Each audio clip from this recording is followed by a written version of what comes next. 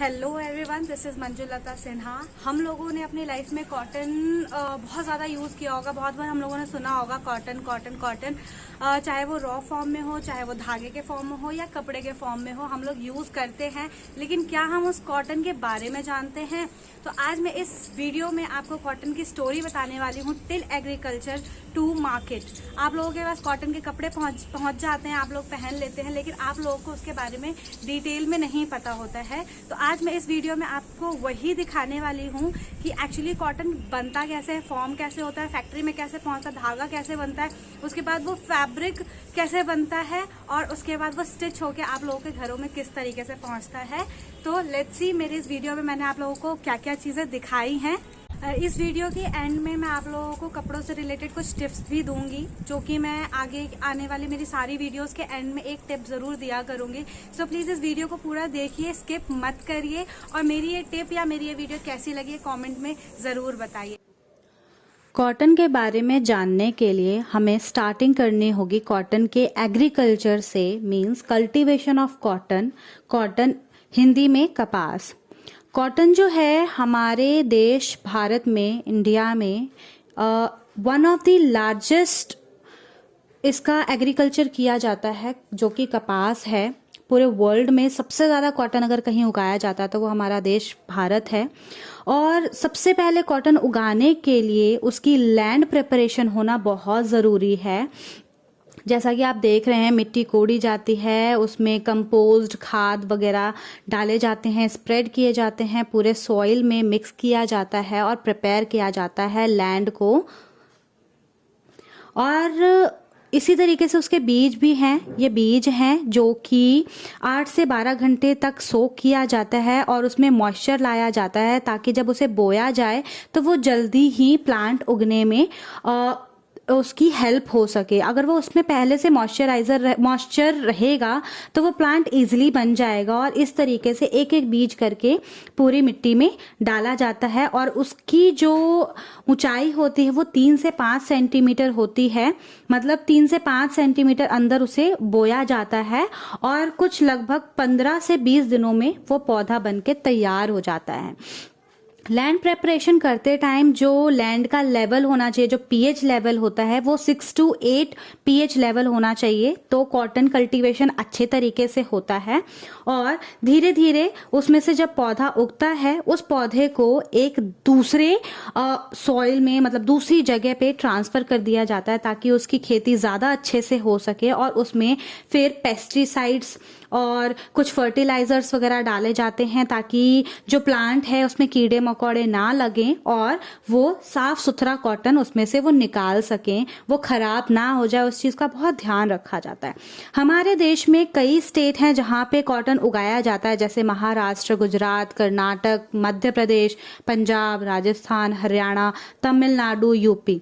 इस तरीके से काफी सारे जगह हैं जहां पे उगाए जाते हैं। देखिए कैसे फूल बन जाता है, और उस फूल में से धीरे धीरे एक फल बनता है, और फल में से अंदर से कॉटन निकलता है। इस प्रोसेस को होने में, प्रिपेयर होने में ऑलमोस्ट 3 से 4 महीने, 5 महीने का समय लगता है।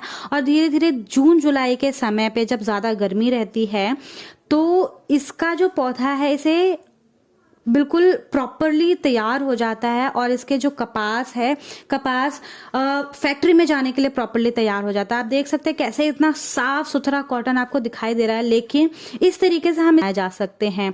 जैसा कि हम जानते हैं कॉटन रॉ है, अभी बिल्कुल रॉ है, और आपके पास पहुंचने तक, मतलब कपड़ा बन के आपके पास जब घरों में पहुंचता है, तो उससे पहले इसमें बहुत सारे प्रोसीजर्स होते हैं जो फॉलो किए जाते हैं, जो कि मैं इस पूरी वीडियो में आपको दिखाऊंगी, जो हमें नॉर्मल लोगों को नहीं मालूम होता है। इस तरीके से जब वो बंडल बना दिया जाता है, तो वो दूसरी फैक्ट्री में भेजा जाता है, जहां से उस कॉटन का टेस्ट करके, कॉटन में भी काफी वेरिएशन होती है, काफी अलग अलग तरह के कॉटन होते हैं। जैसे कि जिस स्टेट में उगाया जाता है, अगर पहाड़ पे उगाया गया तो वो अलग तरह की कॉटन होते हैं, उनके भी वेरिएशन नेम होते हैं।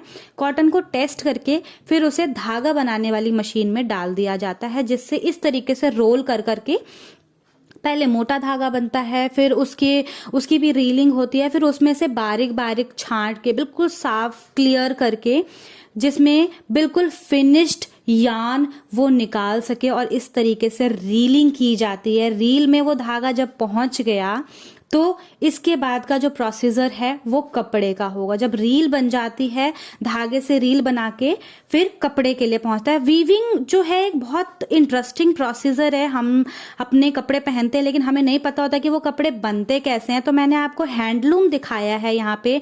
मैंने जानबूझ के बड़ी मशीनरी पे आपको कपड़े बनते हुए नहीं दिखाए हैं ताकि आपको समझ आ सके एक्चुअली में जो कपड़े बनने का प्रोसेस है वो कैसे होता है। जो वोवन फैब्रिक होता है वो इंटरलेसिंग से होता है, मतलब एक ऊपर एक नीचे, एक ऊपर एक नीचे, इस तरीके से करके कपड़ा तैयार किया जाता है जो वोवन फैब्रिक होते हैं। ये देखिए हैंडलूम है। आज भी इंडिया में बहुत सारे जगहों पे हैंडलूम का इस्तेमाल किया जाता है कपड़े बनाने के लिए, जबकि बहुत सारी अलग अलग मशीनें आ गई हैं। इसमें शटल है, कोम्ब है, आई से धागा निकाला जाता है जिसे वॉर्प के धागे कहते हैं। और पहले वॉर्प के धागे तैयार करके शटल के थ्रू, जो ये लड़की आपको हैंड से शटल आर पार कर रही है बार बार, वो बार बार उस धागे को आर पार कर रही है ताकि वो इंटरलेस हो सके। एक अप एक डाउन करके वो इंटरलेस होता चला जाएगा और कपड़े की जो प्रोसेस है वो तैयार हो जाएगी, कपड़ा हमारा तैयार हो जाएगा। इसीलिए मैंने आपको हैंडलूम दिखाया ताकि आपको प्रोसेस जो है वो बिल्कुल क्लियर हो। मशीनों में भी कपड़े बनाए जाते हैं, अलग अलग तरह की वीविंग होती है। ये प्लेन वीव है, एक ऊपर एक नीचे वाला प्लेन वीव होता है, ट्विल वीव होते हैं, बहुत सारी अलग अलग। आपके पास चेक पहुंचता है, चेक स्ट्राइप होते हैं, बहुत अलग अलग तरह के फैब्रिक आते हैं। जब इस तरीके से फैब्रिक बन जाता है तो ये कच्चा फैब्रिक होता है जिसे ग्रे फैब्रिक कहा जाता है। और उस ग्रे फैब्रिक के ऊपर भी काफी सारे प्रोसीजर होते हैं, जैसे सिंजिंग, डी साइजिंग में से पहले साइजिंग होती है। साइजिंग में क्या होता है, माड़ी लगाई जाती है ताकि वो कपड़ा फटे नहीं, धागा टूटे नहीं। उसके बाद डी साइजिंग की जाती है और इस तरीके से काफ़ी प्रोसेस फॉलो करके फिर डाइंग, प्रिंटिंग, काफ़ी सारी चीज़ें। उसके ऊपर एम्ब्रॉयडरी भी की जा सकती है, प्रिंटिंग भी की जा सकती है। प्रिंटिंग भी काफ़ी अलग अलग तरह के होते हैं। और उसके बाद वो कपड़ा स्टिच होके, कपड़ा पूरा तैयार होके, फोल्ड और पैक होके मार्केट में पहुंचते हैं जहां से हम लोग परचेज करने जाते हैं। तो ये बहुत ही लॉन्ग और इंटरेस्टिंग प्रोसीजर है। जब हम उन कपड़ों को खरीदते हो तो उससे पहले का प्रोसीजर हमें नहीं पता होता है कि वो मार्केट में किस सिचुएशन से निकल के पहुंचे हैं और फिर हम उसको परचेज करते हैं। आई होप आप लोगों को मेरी ये वीडियो अच्छी लगी होगी। एक्चुअली इतने छोटे से कम समय में मैं कॉटन के बारे में बहुत अच्छी तरीके से डिटेल्ड में नहीं बता सकती थी, बट मैंने ट्राई किया है कि मैं कम टाइम में जितना ज़्यादा से ज़्यादा बता पाऊँ। तो प्लीज़ इसको लाइक करके ज़रूर मुझे बताइए कि आप लोगों को ये वीडियो कैसी लगी है। और आज की जो टिप है वो ये है फ्रेंड्स, जैसे आप लोग बहुत बार यूज़ करते हैं, अपने घरों में कपड़े यूज़ करते हैं जिसका कलर फेड हो जाता है और आप लोग उसे फेंक देते हैं या उसे थ्रो कर देते हैं। जैसे व्हाइट शर्ट आपने पहनी, एक बार पहनी, दूसरी बार आप लोगों को वो फेड लगने लग जाती है। आप लोगों को नहीं पता होता कि व्हाइट शर्ट को तो डाई भी नहीं करवाया जा सकता, तो उसको कैसे हम नया चमकता हुआ दोबारा से कैसे पहने। तो इसके लिए बहुत सिंपल सा एक तरीका है। आपके जो भी कपड़े आपको लग रहे हैं फेड हो रहे हैं या फिर उसकी चमक शाइन चली गई है, तो आप एक काम कर सकते हैं, एक ब्लैक पॉली बैग में या फिर किसी कवर्ड में जहाँ पे अंधेरा हो, उस जगह पे उस कपड़े को स्टोर करके रख सकते हैं अबाउट 10 to 15 डेज या उससे भी ज्यादा।